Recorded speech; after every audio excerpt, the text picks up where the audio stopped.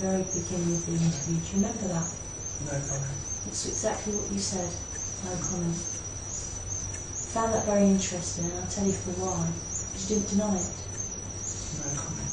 You didn't say, it's not me. No comment. And at no stage over the last 2 days have you denied any involvement in these offences. No comment. Why is that, Levi? No comment. Why haven't you sat there and said, jumped up and down and shouted from the rooftops, you've got the wrong person? No comment. I find that very strange. Did you get a kick out of being involved in these sort of inquiries? No comment. Do you think it's a macho type of thing to bring in? No. Do you think it will help your notoriety? No comment.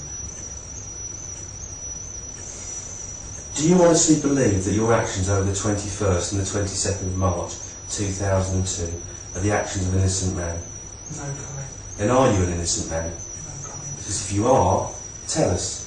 No comment. And give us that explanation for where you were and what you were doing. No comment. Are you able to do that, Levi? No comment. Sarah's told you what she believes you did that particular day, and I wholly support what she says. I believe you took her off the street that day. I believe your motivation was sexual, and I believe you took her back to Collingwood Place, and I believe you killed her there. That's the truth, isn't it? No comment, sir. That's what happened. No comment. And then you've used the day of next year to move her body. Is that the truth? No comment. So that's what's happened, isn't it? No comment. And then sometime over the following few days, you've driven down to Hampshire, an area that you know, and you've dumped her body.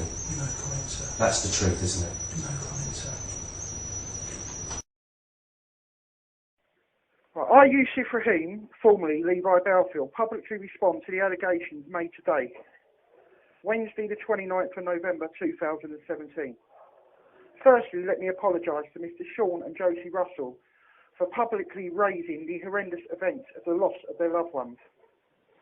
On Monday the 27th of November 2017, I was made aware by other inmates that inmate Richard Baker, a convicted child stranger rapist who is serving a life sentence for his crimes, has made allegations to Mr Stone's legal team about myself. Mr Baker is on record as a fantasist, manipulator and compulsive liar. To hear such rumours about him was to be expected given his character. He is a known fantasist, and his latest endeavours to pervert the course of justice are an example of his character which seeks attention and publicity. It appears Mr Baker has made an allegation of a so-called cell confession.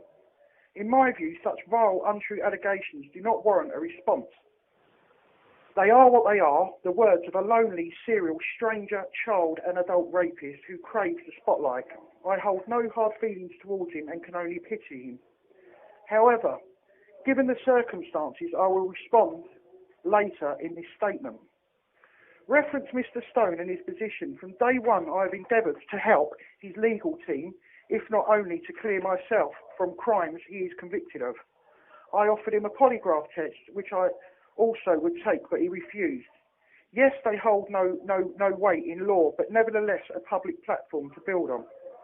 I have signed authorities to release my DNA samples from the police. I have written many letters of invitations to Stone's legal team inviting them to come and take my samples, DNA, hair, blood and fingerprints. All declined.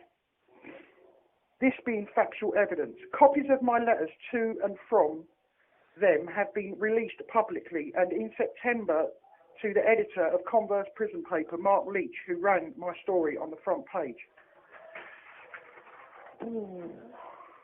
What was most alarming, and in my view, very misleading, was the BBC programme The Chillingdon Murders, screened on the 6th of June, where it stated I refused to give my DNA samples. This could not be further from the truth. I've been offering my samples since 2015. I've done all I can, as previously said. I again invite any media agency to take my samples or even attend HMP Franklin and witness me personally taking a polygraph test. In the circumstances, this is all I can do. On Wednesday the 28th of November 2017, my solicitor Judy Cooper informed me an email from the BBC had been sent to her asking for a response to a so-called cell confession. The contents of the email related to various allegations within the alleged cell confession. They were Red Ford, burnt out, 1996, war gloves, holiday to Turkey, a methodology of the crime, and a list of 91 alleged offences. 1. The Ford Sierra GLSI hatchback in 1996, registration number E959ARH, was the only red Sierra I owned in 96. This was purchased from my stepfather. I used the vehicle and sold it on. It was never reported stolen or burnt out. This is fact. DBLA historical records can confirm this, and also a check of the police national computer confirmed it's never been reported or burnt out or reported stolen. 2. War gloves. A weak conspiracy. Most criminals wear gloves.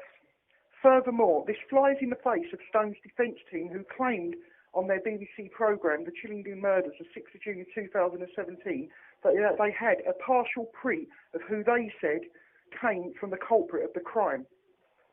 3. Methodology of the crime. This was publicly aired on TV on the 6th of June 2017.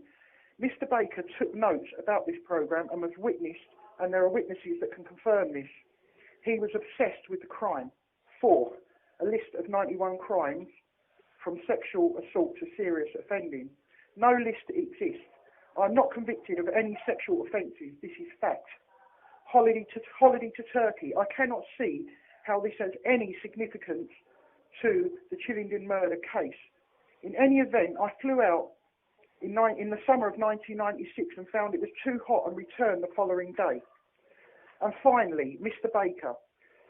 Mr. Baker is a category A high-risk sex offender who is a proven liar and a manipulator.